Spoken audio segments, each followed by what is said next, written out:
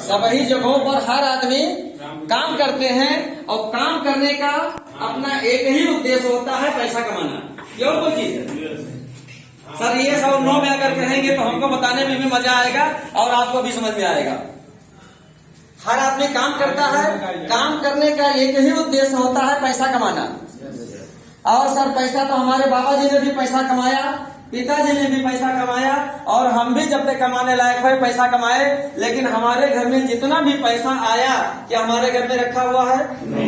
नहीं रखा हुआ है। पैसा किसी के यहाँ रखा नहीं रहता है।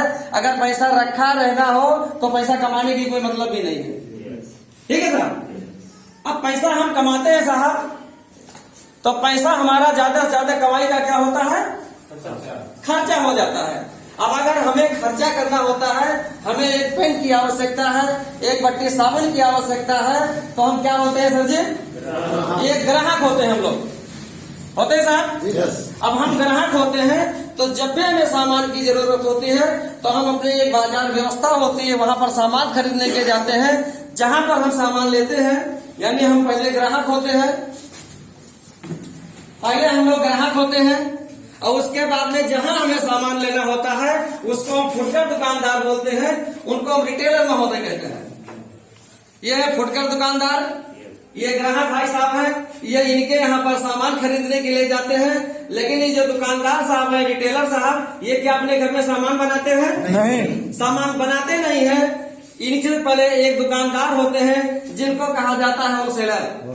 ये सामान यहाँ से खरीद के लाते हैं। होलसेलर का मतलब थोक विक्रेता, वहां से लेकर के आते हैं। लेकिन ये जो होलसेलर होता है, क्या अपने घर में सामान बनाता है? नहीं, सामान ये भी नहीं बनाता है साहब। इनसे बड़ा एक दुकानदार होते हैं जिनको कहा जाता है डिस्ट्रीब्यूटर।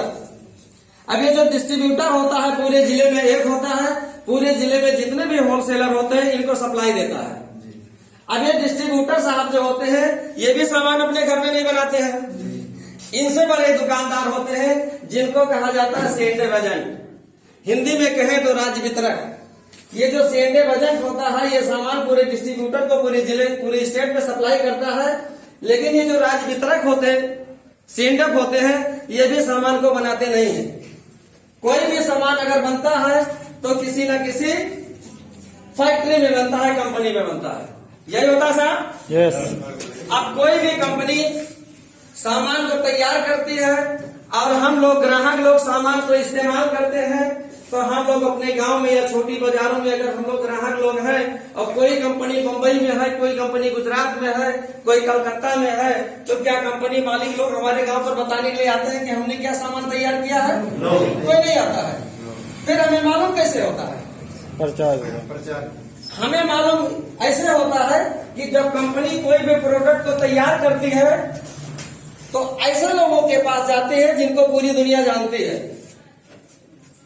जानने वाले में कोई हीरो हो सकता है, कोई हीरोइन हो सकती है, कोई क्रिकेट का खिलाड़ी हो सकता है या कोई अन्य मॉडल हो सकता है। उनके पास कंपनी जाती है और बताती है कि हमने ये सामान को तैयार किया है। आपको टीवी मेरे प्रोडक्ट को आपको बोलना है, बताना है कि हमारा सामान बहुत बढ़िया है।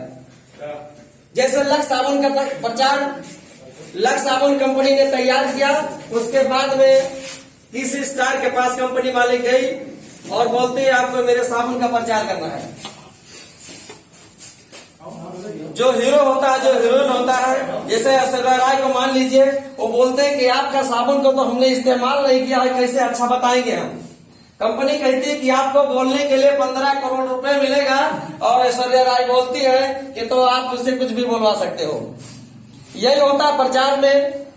सारी कंपनियां जो भी प्रोडक्ट को तैयार करती हैं प्रचार करवाती है, इसके बाद में इनके माध्यम से रिटेलर तक सामान जाता है और ग्राहक को उपलब्ध होता है।